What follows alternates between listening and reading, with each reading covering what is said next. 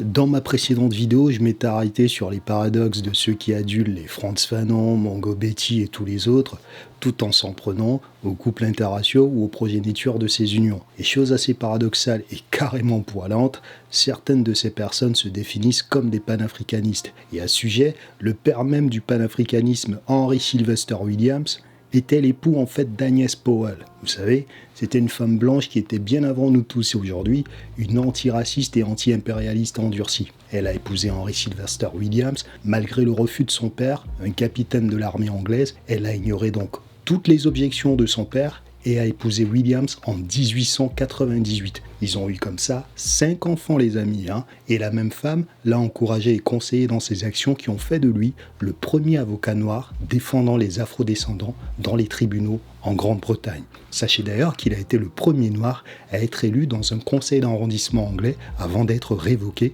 parce qu'il militait pour le Libéria. Cette femme a donc accompagné un homme puissamment haï pour ses batailles parce qu'elle avait comme ça des convictions. Et peut-être que vous ne le savez pas, Henry Sylvester Williams était tellement considéré comme dangereux en Afrique du Sud qu'il a même été expulsé du pays pour trouble à l'ordre public. C'est vous dire. Vous vous offusquez comme ça à juste titre qu'on fasse du déterminisme sur la couleur de votre peau, mais vous répétez comme ça inlassablement le piège et la machination dans lesquels des Blancs ont installé l'humanité pour leur propre intérêt. Et comme vous ne pouvez pas du tout comprendre que la polarisation est une déformation de la vie qui a été inventée, vous emmerdez celles et ceux qui refusent comme ça de vivre dans l'essentialisme, tout en pratiquant vous-même l'essentialisme pour lequel vous ne voulez pas qu'on vous inflige. C'est incroyable ce niveau de dissonance cognitive que nous avons aussi dans nos rangs. Inspirez-vous plutôt du parcours de Malcolm X, qui quelque temps avant que l'horizon ne s'éloigne pour lui, avait compris que certains Noirs sont eux-mêmes aussi les Sherpas de la suprématie blanche. Clairement, vous êtes les fervents laboureurs de cette idéologie. L'autre exemple que vous prenez pour asseoir comme ça vos contre-vérités est de dire que le métissage a été voulu par les Occidentaux.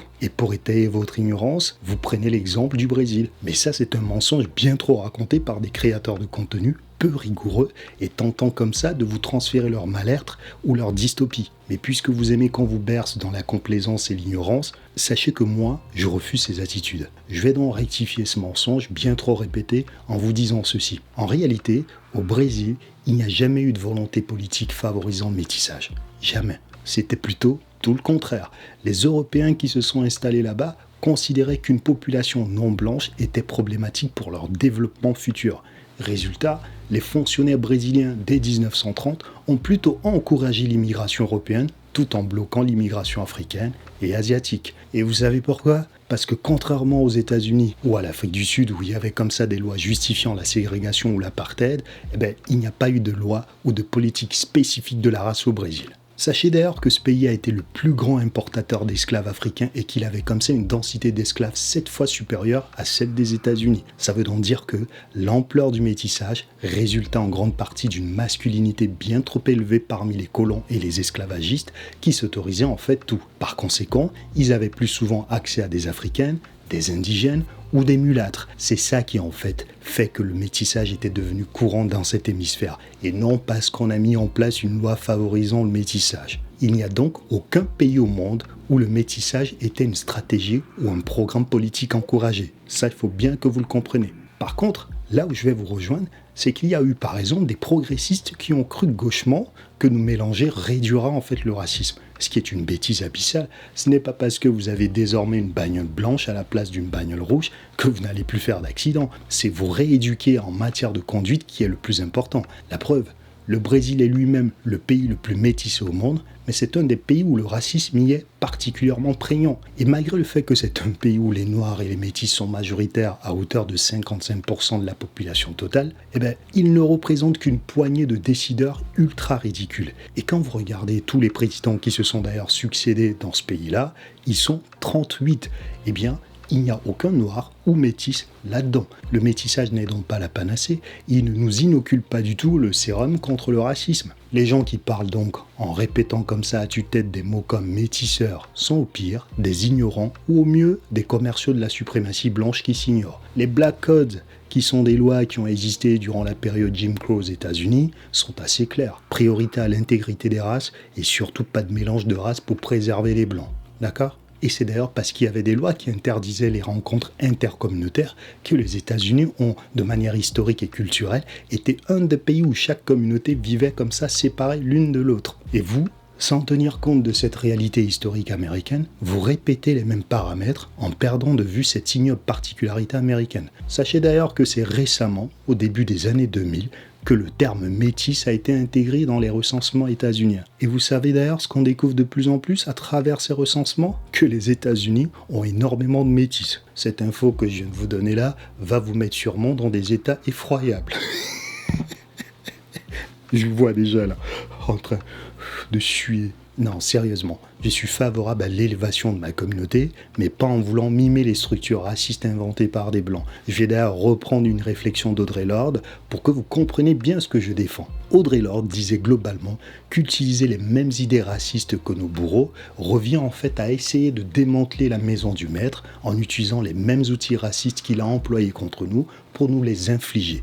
Vous n'allez donc pas vous débarrasser du racisme en reproduisant les mêmes saloperies, vous allez plutôt vous débarrasser du racisme en éduquant, en déconstruisant, en permettant aux Noirs de développer l'amour de soi, sans haine ni mépris des autres. Puis en faisant d'ailleurs ce pourquoi nos ascendants se sont battus. D'après vous, ils se sont battus pourquoi? Pour vivre dans un monde dans lequel ils seront libres de faire ce qu'ils veulent, d'être épanouis comme ils veulent, avec qui ils veulent, y compris être entre noirs s'ils le veulent, sans avoir des consignes sur ce qui est bien ou pas pour eux. Alors vous qui êtes en permanence dans les injonctions et qui nous distribuez comme ça des notes de bons noirs ou de mauvais noirs, vous n'avez ni plus ni moins que des mentalités de colons et de matons de cet empire. Comprenez donc que je ne suis pas du tout le genre à me soumettre à vos anxiétés, et personne ne viendra m'expliquer que la couleur de peau d'un individu surpasse ses actions. Chez moi, les actions importent prioritairement et non votre état, l'apparence, la disposition, la religion, la tribu, le sexe ou que sais-je encore qui ne définissent absolument pas l'intégralité d'un être humain. Et c'est d'ailleurs pour cela que je me bats, que la couleur de peau retourne à ce qu'elle est, un vulgaire accessoire. J'ai fait une vidéo récemment dans laquelle j'expliquais par exemple qu'Obama a été un des pires présidents américains alors qu'il était avec une femme noire. Certains d'entre vous m'ont même rapporté la déformation de mon propos fait par une page qui promeut l'amour des couples noirs, mais qui sans équivoque promeut aussi la haine des noirs, car pour réussir leur tour de passe-passe permettant comme ça d'assouvir leur haine à mon égard, ils ont transformé mon propos en me faisant passer pour quelqu'un qui salit la femme noire, alors que je dis plutôt qu'être dans un couple entre noirs n'est pas la garantie que moralement vous êtes des gens respectables. Et ça vaut pour un couple de blancs, ça vaut pour un couple d'asiatiques, de métis ou interracial. Nous avons là le même type de profil mu par une haine mortifère et un égocentrisme maladif qui ont torpillé Malcolm X jusqu'à ne pas hésiter à accepter l'argent tendu par ceux-là même qu'ils vomissent pour commettre l'irréparable à son égard. Des profils comme ça, nous en avons à foison dans nos communautés d'une extrême fourberie qui sont prêts à compromettre et à corrompre des foules candides et manipulables pour vous faire passer pour ce que vous n'êtes pas. Les temps ont beau changer, mais les comportements de Tartuffards sont toujours puissamment cultivés entre nous. C'est dans nos propres camps que des Judas sommeillent, mais les mêmes vous parlent de s'unir. Incroyable. Mais dites-moi, comment s'unir avec autant de malhonnêteté intellectuelle? Ensuite, vous êtes nombreux à dire que les actions sont plus importantes. Mais visiblement, elles ne comptent plus lorsque des Blancs font des choses nobles et respectables en direction de nos communautés. D'ailleurs, comme vous êtes tout le temps dans le mimétisme de l'Amérique sans considérer cette dynamique historique, vous êtes de plus en plus nombreux à réduire être pro-noir à l'expulsion des non-noirs et l'amour noir à une histoire d'amour entre un homme et une femme noire. Et pourtant, ça va bien au-delà. Écoutez donc bien ce que je vais vous dire, parce que c'est important, mais vraiment très très important. Être pro-noir signifie aussi et surtout éduquer, embrasser et aimer les cultures et identités noires en permettant aux autres de se joindre à cette réhabilitation valeureuse de l'image de l'Afrique et des Noirs. Dans ma précédente vidéo, je vous ai pris l'exemple du despote Idi Amin Dada. Pourquoi? Pour vous démontrer que voici un homme noir entouré de femmes noires qui a commis des actes funestes sur des corps noirs et qui a sali l'image de l'Afrique et donc des Noirs. Ce despote a été à la tête de l'Ouganda pendant 8 années. 8 ans d'enfer durant lesquels il a fait près de 300 000 victimes. Et vous savez comment certains Ougandais qui sont des Noirs comme vous et moi sont morts en ayant eu le malheur de croiser leur existence dans ce monde avec celle de cet oppresseur? Il dynamitait des gens en les regroupant. Il les jetait au crocodile.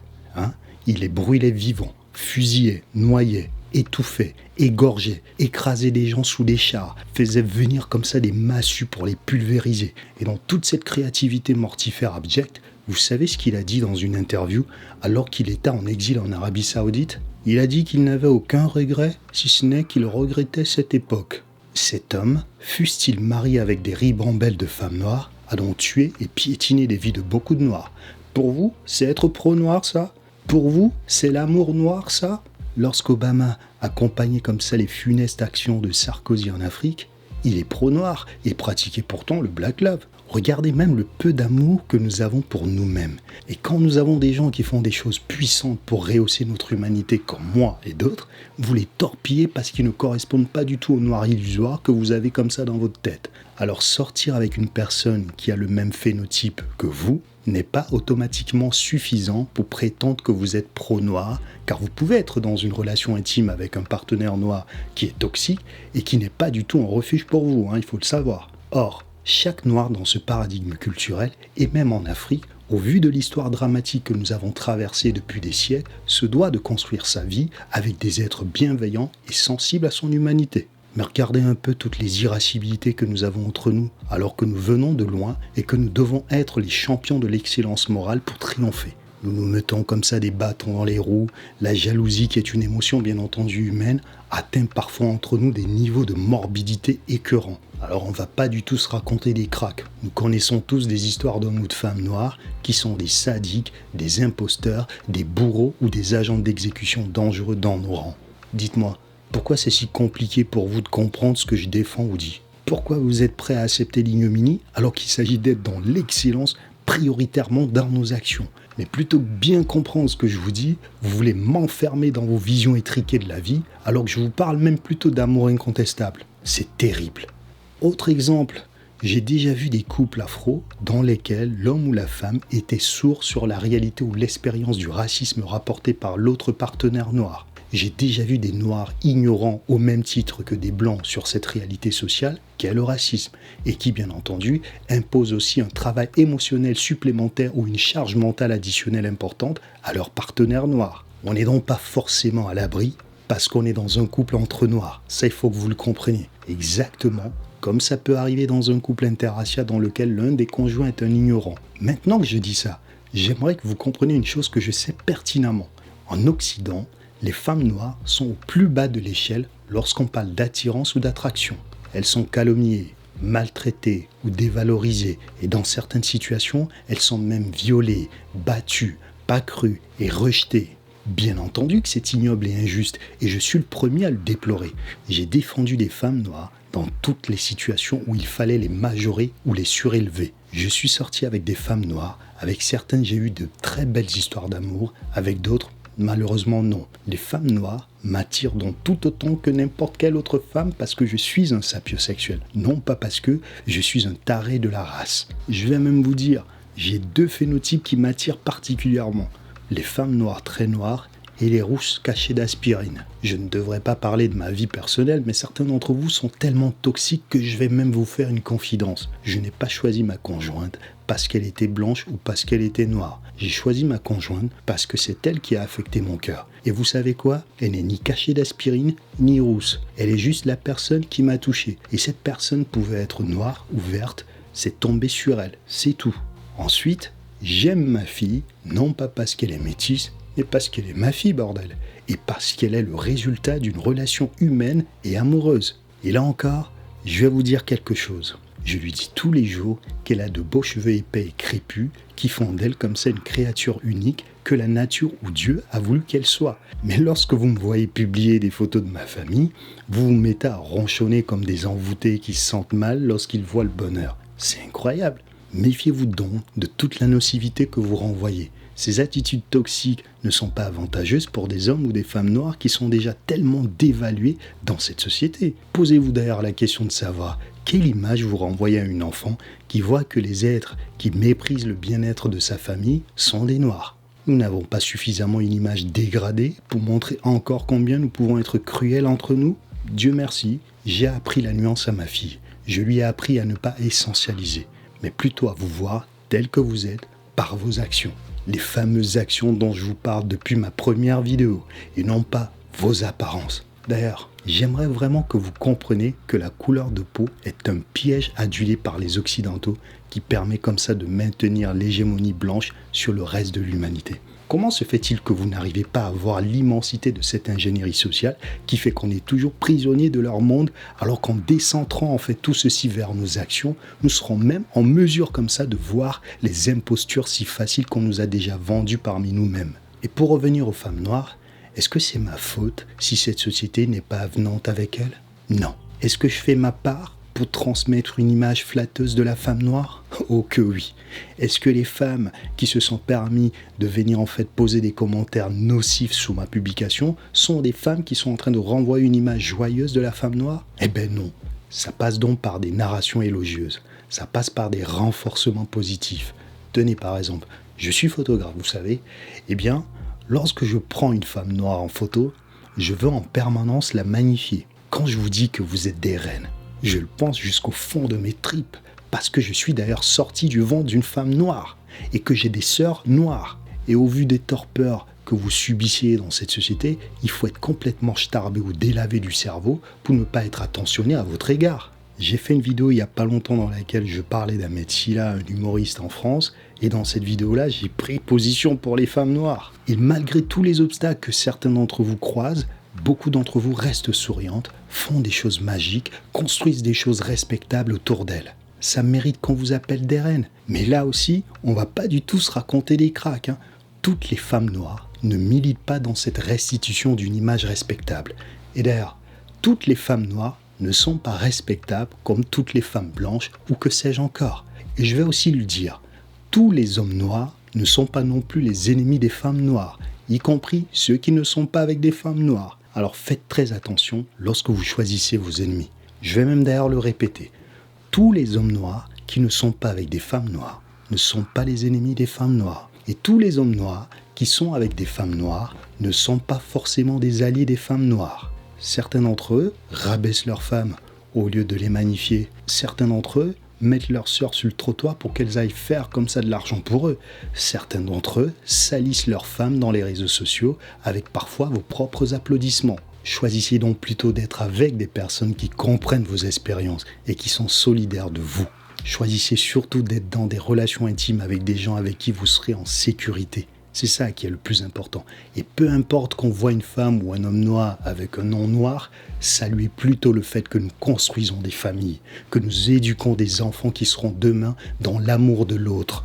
Comment voulez-vous qu'on ait une image élogieuse de notre communauté si vous créez des actions aussi nuisibles pour nous-mêmes? De la même manière que tous les métis ne seront jamais les amis de l'Afrique, de la même manière que tous les blancs ne seront jamais les amis de l'Afrique, de la même manière que tous les Noirs ne seront jamais les amis de l'Afrique, de la même manière que tous les Maghrébins ne seront jamais des amis de l'Afrique, ou que sais-je encore, ce que vous devez saluer, c'est que j'enseigne à ma fille à s'aimer, à aimer ses cheveux, à voir la beauté chez tout le monde et à être particulièrement attentive aux personnes qui sont rabaissées dans ce monde, parmi lesquelles nous.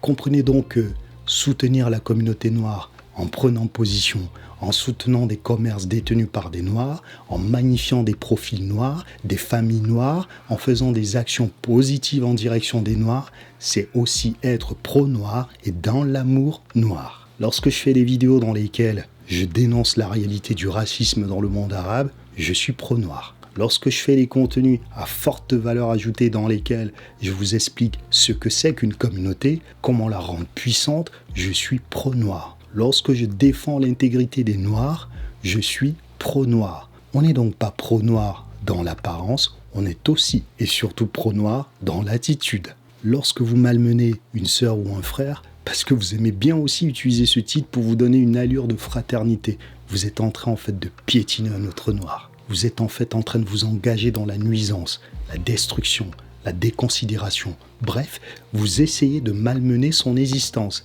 C'est vous qui n'êtes pas pro-noir, exactement comme la société raciste s'est comportée et se comporte encore aujourd'hui sur nos corps noirs. Vous la connaissez bien, cette société, celle de la limitation, de la destruction, de l'humiliation. Bref, être pro-noir, c'est littéralement être pour la vie, la plénitude, l'ouverture d'esprit, la tolérance, l'invitation, la joie, La liberté. Tiens, la liberté, c'est ce que voulaient nos ascendants, n'est-ce pas? Ils ne voulaient donc pas se libérer pour rentrer dans vos prisons transmises par leurs bourreaux. Ils sont devenus noirs avec les dépréciations qui viennent avec. Vous comprenez? Ensuite, il est tout aussi important de veiller à ce que votre amour des Noirs s'étende aux autres et qu'ils respectent les Noirs. Est-ce que vous comprenez ce que je suis en train de vous dire? Protéger l'intégrité et veiller au bien-être des Noirs sans toutefois bannir les autres, c'est être véritablement pro-noir. Après tout, lorsque vous aurez besoin de l'empathie des autres, il faudra vous assurer que vous ne les avez pas exclus, n'est-ce pas? Il faudra aussi vous assurer qu'au-delà de nos apparences, vous avez construit une communauté dans laquelle on ne sera pas cruel entre nous, n'est-ce pas? Dites-moi, vous pensez que tous les Noirs vont être solidaires entre eux? Vous pensez que les Noirs sont un monolithe avec une pensée unique? Mais vous vivez en fait dans un monde imaginaire. Et quand on vous demandait de venir pour qu'on réalise en fait cet imaginaire élogieux, on vous voit rapidement devenir vaniteux et haineux. Mais vous pensez vraiment que vous célébrez la négritude en insultant, en harcelant, en rabaissant d'autres Noirs parce qu'ils ne rentrent pas dans votre vision prohibitive de la vie amoureuse? En réalité, le fait d'être dans une relation avec quelqu'un qui n'est pas noir ne devrait pas être vu comme un affront. Ça devrait plutôt être célébré comme toutes les relations, car l'amour n'est pas du tout la haine. Lorsque la vue de l'amour vous met en colère, vous démontrez surtout combien vous avez une santé mentale en lambeaux. Et c'est ça le problème actuellement chez beaucoup d'entre nous, les traumas.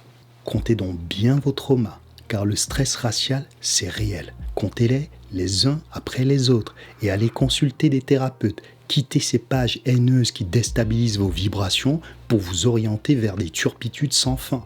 Il faut vraiment que vous compreniez que la haine ne guérit jamais personne. Elle vous enferme dans une prison sans lumière et sans porte de sortie. Lorsque Robert Smith paye les prêts de 400 étudiants à l'université de Morehouse à Atlanta, il est dans l'amour de sa communauté. On va jouer à un jeu. Admettons que je vous dise que LeBron James, qui est marié à une femme noire, ne mène aucune action philanthropique avantageuse pour la communauté noire, mais que Robert Smith, qui lui est marié à une femme blanche, en fait. C'est un exercice purement fictionnel que je viens de faire évidemment. Dites-moi, qui de ces deux hommes mène une action qui est pro-noir? Eh bien, c'est celui qui participe à l'élévation, au bien-être, à l'intégrité, à la construction de l'amour de soi positif qui est pro-noir.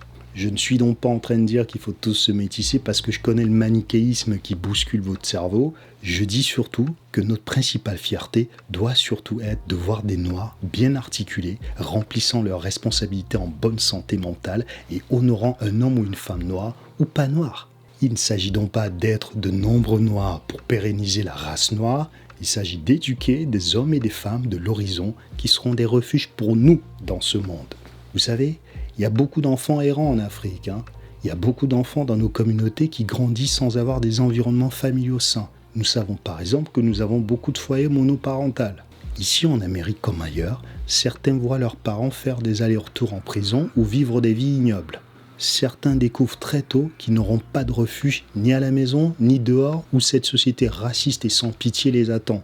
Alors les pauvres mômes, ils se construisent tout seuls, amochés émotionnellement et psychologiquement comme ils peuvent. Et pourtant, ils ont grandi dans des familles de Noirs. Ce que je veux dire ici, c'est qu'il est désormais plus important d'avoir des Noirs qualifiés plutôt que des Noirs quantifiés.